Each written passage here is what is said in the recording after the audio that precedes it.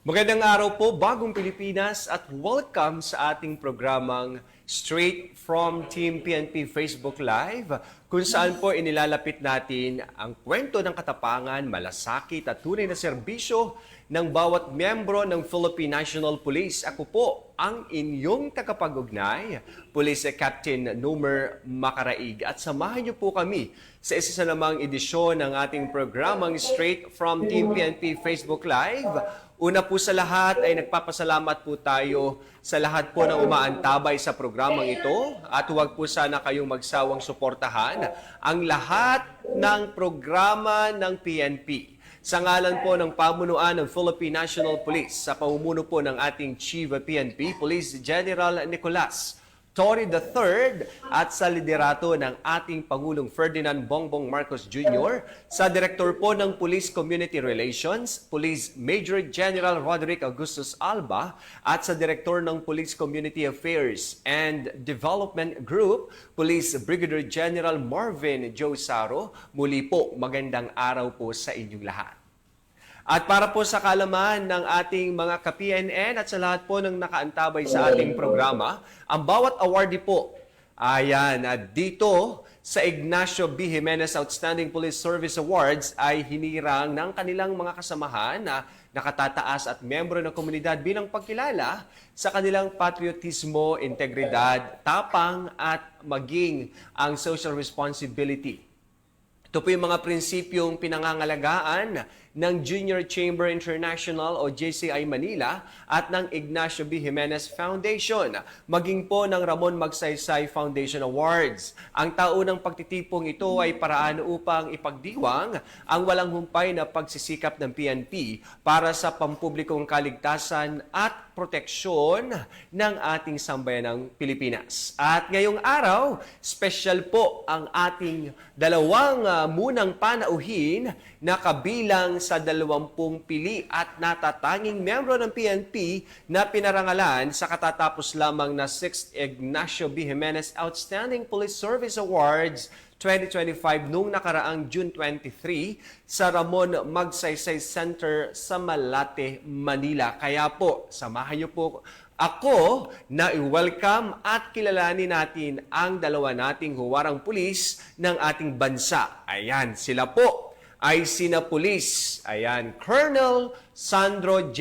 Tafalia, ang Chief of Police ng Las Piñas City Police Station at Police Major Philip Ines mula po sa Manila Police District.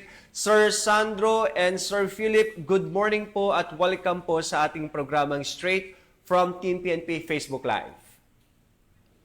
At okay, muna no. Nomer, by the way, Nomer, thank you rin sa pagkakataon at sa ating mga viewers ng ating programa dito sa Facebook Live. Good morning at thank you sa pagkakataon.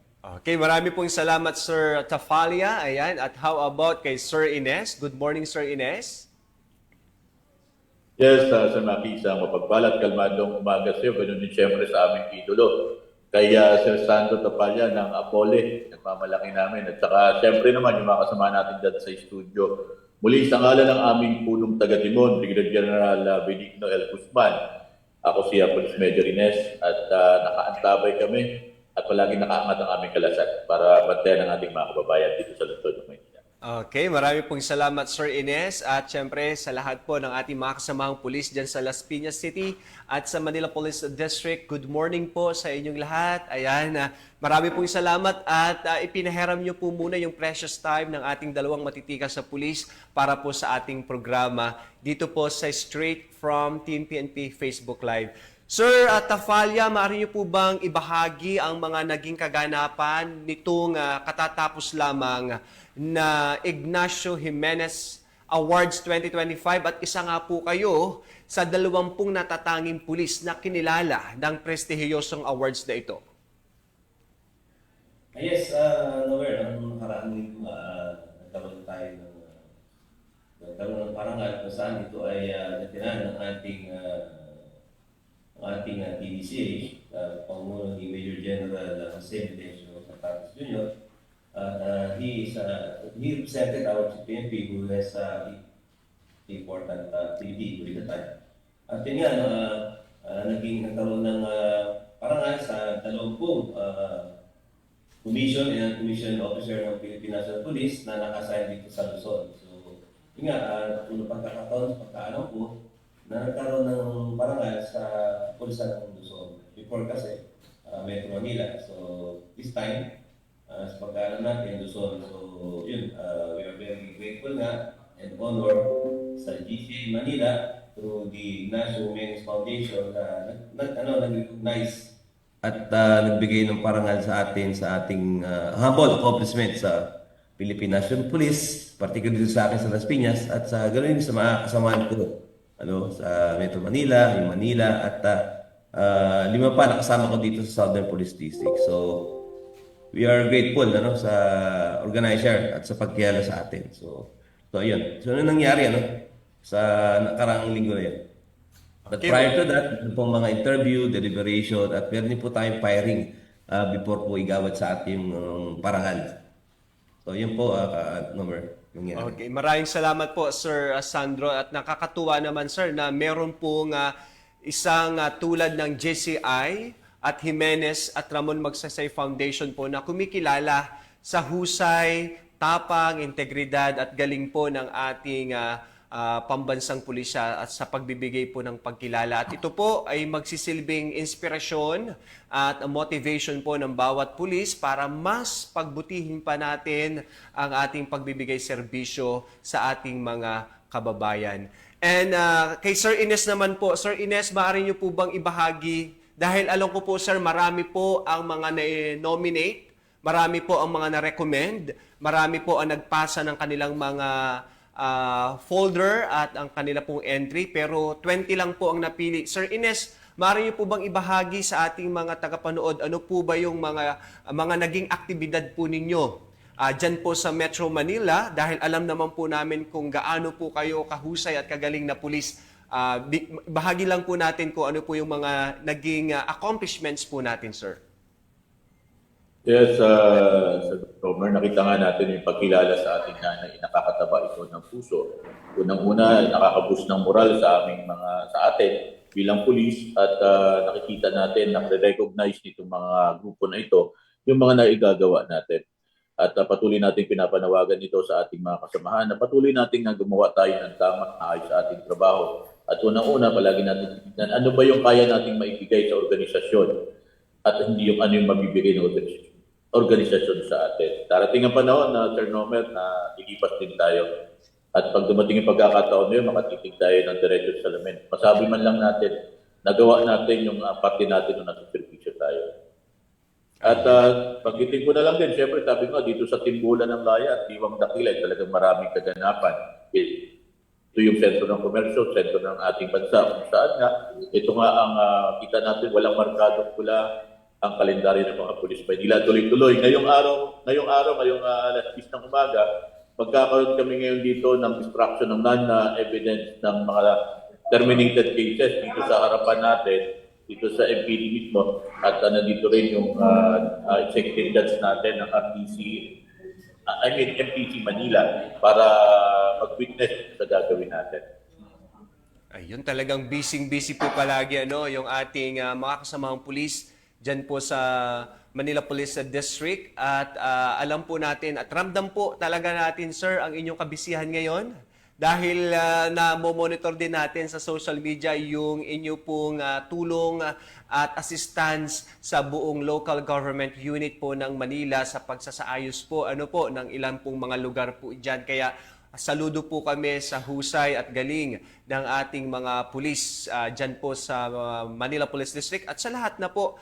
At ganun din po, for sure, ang siste ng ating mga pulis dyan po sa Las Piñas City Police Station. Talagang hindi rin din po yan nagpapahinga. 24 oras din po silang tumutugon at nagbibigay ng assistance sa ating mga kababayan. Sir Sandro, kamusta po dyan sa Las Piñas po ang ating pong istasyon dyan at ang ating mga kababayan? Yes, again, thank you, Nomer. Sa Las Piñas naman, Nomer, alam naman natin, dito sa southern part ng Metro Manila, lalo Las Piñas, kung saan kami ay within the boundary of Cavite, kami po yung bandang dulo na, ay still kami isa sa pinaka medyo tahimik na syudad dito sa Southern Manila. At kasi nga, dahil na rin po sa mga programa pinapatupad ng ating Southern Police District, of course, align ito sa utos ng ating Chief PNP. Lalo na ngayon, kung saan ang ating police ay mas lalong naging alerto, no? Nasa kalsada sila at sila is strategically positioned to respond to any eventuality. Kaya naman, nami-maintain natin yung peace and order dito sa Las Piñas. At yun nga, at isa pa rin, no? Dahil sa nakaraang eleksyon, nag-iisap sa mga peaceful election dito. So yun, so masasabi natin Las Piñas ay nasusustain natin yung maintenance ng peace and order dito. Of course, sa tulong na rin natin ng LGU at ating mga stakeholders, no? Dito sa Las Piñas. Okay, marami pong salamat at yan po ay isa rin po sa inyong tugon sa tagubilin ng ating mahal na Chief PNP Police General Nicolas D. Torre III, yung pong kanyang program trust, yung mabilis na pagbibigay serbisyo sa ating mga kababayan. And speaking of award, ito sir, itong ating Ignacio B. Jimenez Award. At alam ko sir, ay hindi lang ito yung mga award na na-receive po ninyo kay Sir Ines at kay Sir Sandro. Napakadami pong mga award ang inyo pong na-receive. Sir, matanong ko lang po, bilang isang alagad ng batas, para rin po sa kabatiran ng ating mga kababayan, ano po ba yung mga nagsisilbing inspirasyon ninyo para magpatuloy po at magbigay serbisyo at ehemplo sa ating mga kasamahang pulis? Unahin ko po si Sir Sandro. Yan, tama ka, no? Ito pong JCI, JCI Manila Awards, through Ignacio Jimenez Foundation. Ito po ay, unang-una kami po ay recommend ng mga kakilala ng mga dating party at active member ng JCI dito sa Metro Manila, lalo sa amin sa Las Piñas, kung saan kami po ay sumailalim sa interview at nagbigay din po kami ng mga humble accomplishment namin as a stint of Chief of Police at gayon din po yung mga nakaraan naming assignment. No? Of course, naging pagdating sa accomplishment, nakita rin po nila na ang Las Piñas City ay marami rin po siyang accomplishment at isa rin po kami sa pinakamababa na index crime during the previous year at saka yung current year. So aside from those accomplishment, no, nabanggit mo kung ano yung amin naging susi dito. Ako naman, sabi ko lagi, wala akong bagong programa. Ang akin na pong ginagawa is yung normal police duty kung saan ginagawa natin ito consistently, through giving of honest, good example, good leadership. Kasi naniniwala ako na ang mga tao natin talaga tinitingnan tayo mga opisyal, yung ating ginagawa, yung ating sinasabi. Yun, nag-inspire ako sa kanila at binibigay ko sa kanila yung aking lahat ng support, when you say support, gaya sabi natin sa PNP, yung moral and welfare. So, bigyan natin yung mga kailangan nila, logistic, action plan, and leadership. Kasi, naniwala ako na pag kaya bigyan natin sa tao natin, they are inspired to do yung kanilang task na binigay sa atin. Sabi nga nila, kailangan maging mag-inspire ka sa kanila, para matupad, ma-accomplish yung mission. Isa rin po kami sa Las Piñas na for the past 1 year, yung aming po 10 most, top most wanted. Meron po kami sa aming top most wanted monthly na 10 yun. So for the past 1 year, na 100% nahuli po natin yun na yung ating top most wanted monthly. So, yun, isa rin po yung nagbigay sa atin ng isang malaking impact. At isa lang. Pero gaya ng sinabi mo, ano ba nag-i-inspire sa Las Piñas? Of course, yung guidance ng ating district director, yung ating RD at ating Chief PNP sa ngayon, yun ang aking ginagawang guiding principle para pakita sa tao natin na kaya naman natin gawin yun. Kaya natin gawin yung mga pinapagawa ng ating mga heads. Talagang tayo naman may logistic, meron tayong mga kagamitan. Yung nga lang, kulang. Pero, due to proper management, deployment, utilization, nagagawa natin ng maayos ang ating trabaho. So yun lang, yun ang ating isa ko sa mga sabi lagi sa tao ko, wala namang kailangan bagong programa. Ang kailangan lang ay gawin natin yung mga existing program ng honest to goodness. At of course, yung close supervision. Ayun, talagang idol talaga natin si Sir Sandro. At kita at ramdam po ng ating mga kasamahang pulis at ng ating mga kababayan dyan sa Las Piñas, Sir, ang serbisyong ipinagkakaloob po ng ating kapulisan dyan. At yun po ay dahil na rin po sa tulong, suporta ng ating local government units at maging ng ating mga stakeholders sa inyo pong nasasakupan. And syempre, ganun din po, for sure, ang inspiration ng ating tagapagsalita ng Manila Police District, si Sir Ines, dahil napag-alaman din natin na si Sir Ines pala ay napakadami rin ng designations. Hindi lang po siya ay PIO dyan sa Manila, siya rin po talaga ang punong abala kapag po may mga hostage negotiation dyan po sa inyong nasasakupan. At si Sir Ines din po ay regular din po natin yung host dito po sa programa ng PNP, ang Sumbong Nyo Action Agad. Sir Ines, kamusta po yung inyong mga programa at advocacy dyan sa Manila Police District na kung saan ito po ang naging susi rin para po kayo po ay kilalanin bilang Ignacio Jimenez Awardee, Sir Ines? Yes, Sir Nomer, nakita nga talaga natin, katulad ng binigit ko kanina, wala talaga po ang markadong mula sa kalendaryo ng mga Police Manila. Talagang nandito yung sentro ng gravity natin, kung saan nga, dahil ako yung spokesperson dito at ang CPIO, inaangat natin yung imahe ng ating kapulisan at ipinapakita natin yung magagandang mga nagagawa ng ating mga pulis. At marami talaga tayong mga pulis na gumagawa ng tama at mayroon tinatawag natin malasakit at passion sa kanilang ginagawa. Yun ang ipakita natin sa ating mga kababayan. At katulad nga ng bagit nga niya Sir Sandro kanina, marami tayong ibang estrategiya ginagawa dito. At nakita natin dito, Sir Nomer, na hindi nagkamali ang pamanuan ng Manila Police District sa mga iba't ibang estrategiya ito. Saan nga pa nakikita natin yung mga pinapagtugma natin statistika ng mga krimen linggo-linggo, ay nakikita natin na talaga may pagbaba. May kaganapan dito sa lungsod ng Maynila kung saan alam naman natin na napakarami ng tao ng lungsod ng Maynila, mahigit 2 milyon. So, kung ganun karami ang tao, talaga may mga mangyayari. At kung hindi namin napigilan ng krimen, nakikita naman natin napakataas ng aming crime solution efficiency. Ibig sabihin lang ito, kung may mangyari krimen, nasusolvagan natin. At yung mga nagtatago sa batas, nakita natin na ang dami natin accomplishment dyan. At ganun din yung mga iba-iba pa nating mga anti-criminality operation. Nakikita natin yan everyday. Kini-check ko yan, everyday tinitignan natin yan. At doon nakikita natin kung saan ba talaga patutungo yung ating mga ginagawa. At nung nakarang linggo, bilang ako yung duty officer, nag-expect ako doon sa ating mga area dito sa Maynila. Nakita natin yung dedikasyon ng mga pulis natin na talagang pag sinabi natin yung ganitong oras na response, nakita natin na andyan agad.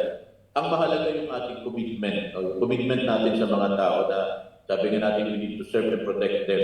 Makita nila na ang pulis nyo po, pulis ng Pilipino, ay kayang gawin yung inatang na trabaho sa kanila. At nakita naman natin yan dito. Marami tayo dito mga kababayan sa lungsod ng Maynila na umaasa sa ating mga kapulisan. Lalo na yung servisyo natin mabilis. Katulad ng sinabi nga kanina ni Sir Sandro, yung guiding principle ng ating ama, ng ating hanay, na maramdaman tayo ng ating mga kababayan, maramdaman, makita, at magmarka tayo sa ating mga kababayan. Sabi nga, pag dumating yung panahon, Sir Maki, na lilipas tayo, sabi nga natin, panghinayaan tayo, yung pala yung binabanggit dati. Pag mistulan tayo, asin sa mga tao, nawawala ng panlasa, lang para sa mata nilang mapanglaw. Dahil tayo ay pulis. Pulis tayo ng Pilipino, pulis tayo ng Panginoon. At akayin natin mga kapwa natin mga pulis. At palagi natin initignan, be a good shepherd to them. Sabi nga natin, akayin natin ito mga ito, maging mabuting tayo pastor sa kapwa natin mga pulis. Ayun, talagang well said po, Sir Ines. At kita naman po at ramdam po natin talaga yung dedikasyon at commitment ng bawat isang pulis dyan din po sa Manila. At alam po natin, isa yun po sa pinaka-busy na area sa atin. Hindi lang po dito sa Metro Manila, I should say, sa buong Pilipinas. Dahil, sabi nyo nga, Sir, milyon-milyon ang tao po dyan araw-araw. Kaya po nangangailangan talaga yan ng serbisyo ng ating PNP, lalo na po sa pag-maintain ng peace and order, pagbabantay at pagtugon sa anumang pong police assistance na kinakailangan ng ating mga kababayan.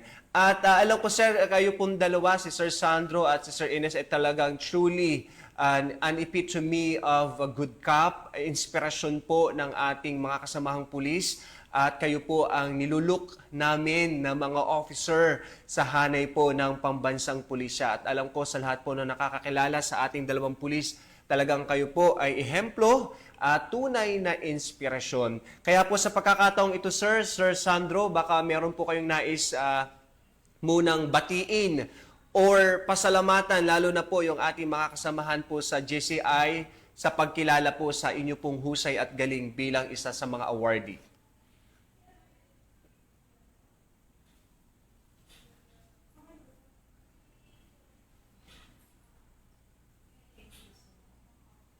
Okay, yes, Nomer. Of course, samantalahin ko na rin, no?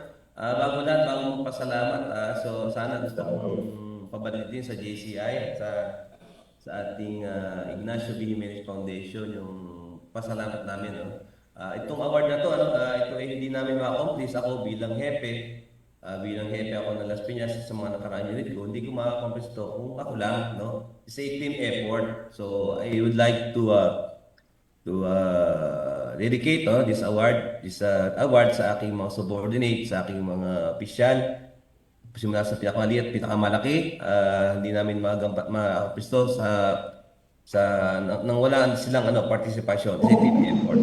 Of course, rest assured na sa GCI Manila na it will serve as an inspiration sa amin na gumawa, patuloy pa yung magandang gawain ng Las Piñas Police at as a PNP as a whole, So it will serve as inspiration. At gusto natin pasalamat sa ating mga, of course, sa ating mga senior officers, sa ating District Director, Police Brigadier General Randy Arceo, sa ating Regional Director, Police Major General Anthony Everin, of course, sa ating Chief PNP, na dati rin natin nakasama sa Quezon City Police District, si Police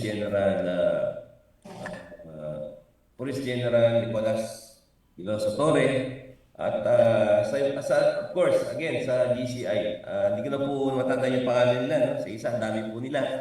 So maraming salamat at sana po ito ay magsilbing inspirasyon sa iba pang mga pulis regardless of their rank na mayroong taong may mga organisasyon out of the PNP na tinitingnan tayo sa ating mga kilos. Ito is a prestigious award. It came from the private, non-government organization kung saan bibigyan na tayong pahalagan.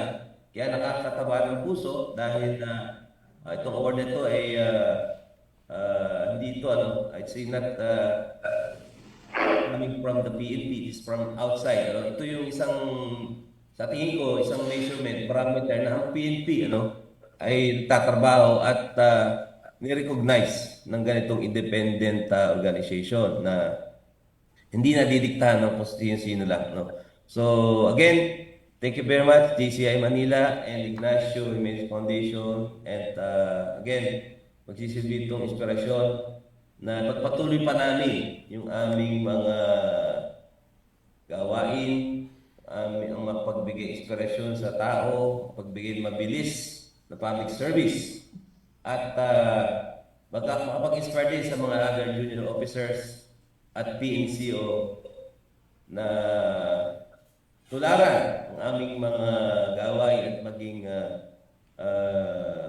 halimbawa kami sa kanila. So yun nga, Homer, at thank you very much. At sa iyo rin, sa pagbibigay ng pagkakataon na kahit pa paano ma-express namin at paano namin nakamit itong awards na to dahil nga doon sa mga nakaraang activity, nakaraang accomplishment mo, not as incumbent pa isang office, but of course mga previous assignments mo rin, ay bigyan din nila ng puntos yun. Alright, thank you very much. Thank you, Sir Police Colonel Sandro J. Tafalia, ang Chief of Police ng Las Piñas City Police Station. Sir, marami pa po kaming mga programa. Tulad po nito, i-invite po uli namin kayo para po mas maibahagi pa natin ang inyong pong mga aksyon, aktibidad at programa po dyan sa buong Las Piñas City Police Station. So, invite po namin kayo, sir. Welcome kami. Basta na niya si Major Philippines. Ayan. Welcome yan. Isa ating magaling na police major na Idol namin sa Sandro. Opo. Idol yan eh. And syempre sir, hindi rin po natin tatapusin tong ating programa kung hindi rin po tayo makakarinig ng mensahe, inspiring message mula po sa isa rin po sa ating mga awardee, kay Police Major Philip Ines, ang tagapagsalita ng Manila Police District. Sir Ines? Mr. Nomer, maraming salamat. Unang-una, nagpapasalamat kami sa pamanuan ng KCI sa pagkilala sa mga naiaambag namin sa organisasyon at sa siyempre sa komunidad. Sabi nga natin, ang mahalaga dito, ma-inspire pa natin yung iba nating kapulisan na gumawa pa at ipakita at ma-recognize ng mga katulad ng mga pribadong grupo na ito na yung mga magagandang nagagawa ng ating kapulisan.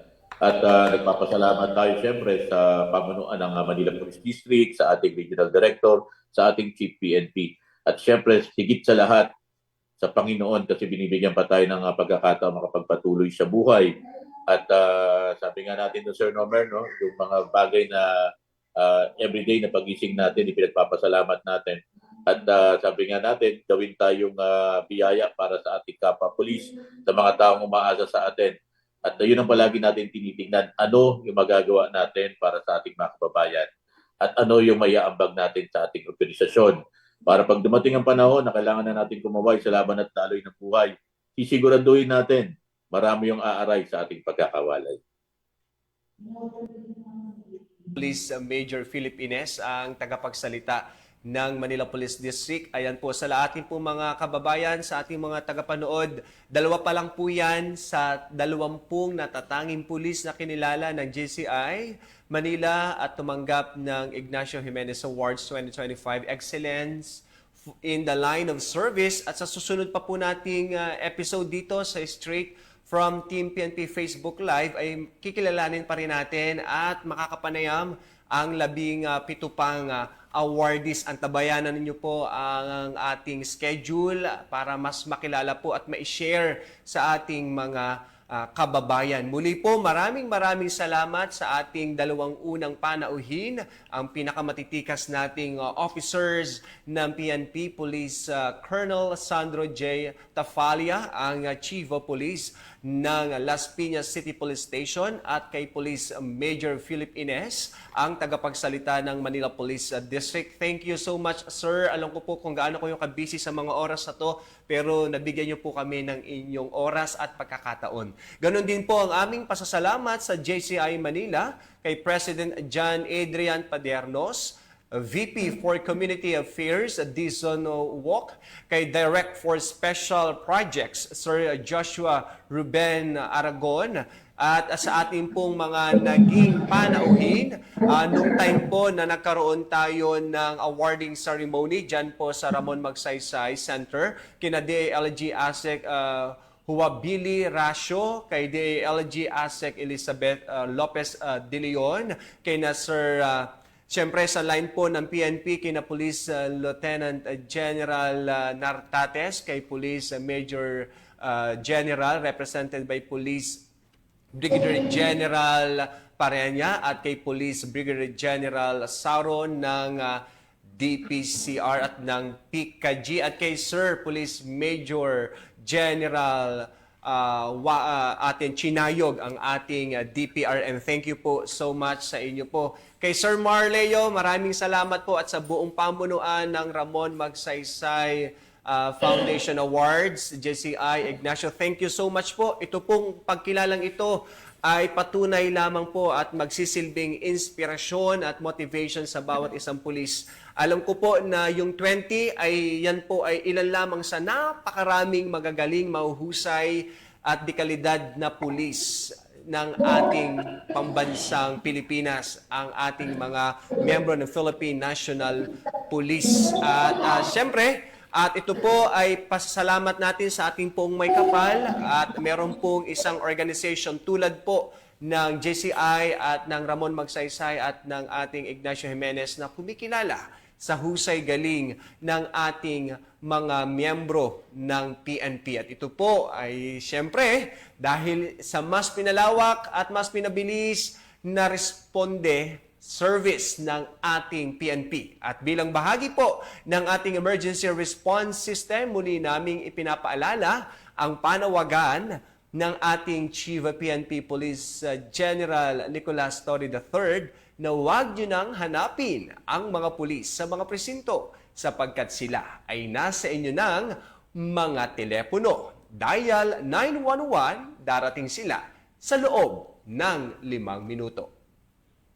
Ang 911 po ay bukas 24/7. Maaari pong tawagan kahit walang load at handang tumugon sa anumang uri ng emergency. Ipagbigay alam sa inyong pamilya, kaibigan at komunidad sa panahon ng pangangailangan. 911 ang inyong katuwang.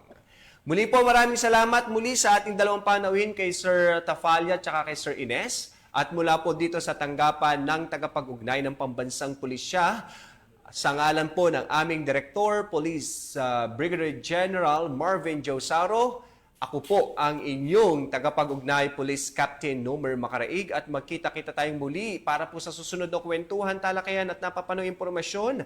Kasama pa rin ang ilang pa nating mga JCI awardees. Dahil dito sa Bagong Pilipinas, ang gusto ng pulis, ligtas ka. Ito po ang programang Straight from Team PNP Facebook Live.